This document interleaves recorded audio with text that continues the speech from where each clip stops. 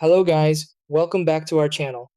If you're using the Vivitar ViviCam S529 and want to capture sharp, vibrant, and professional looking photos, you're in the right place. Many people stick to auto mode and miss out on the real potential of this camera, but with a few simple setting adjustments, you can dramatically improve your results.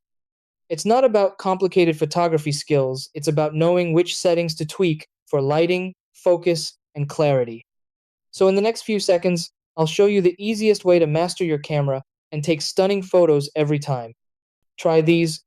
Step 1. Choose the right shooting mode based on your scene: auto, portrait, landscape. Step 2. Adjust ISO according to lighting conditions for better clarity. Step 3. Use proper focus and avoid camera shake while capturing. Step 4. Set white balance to match indoor or outdoor lighting. Step 5. Review your photos and fine-tune settings for best results.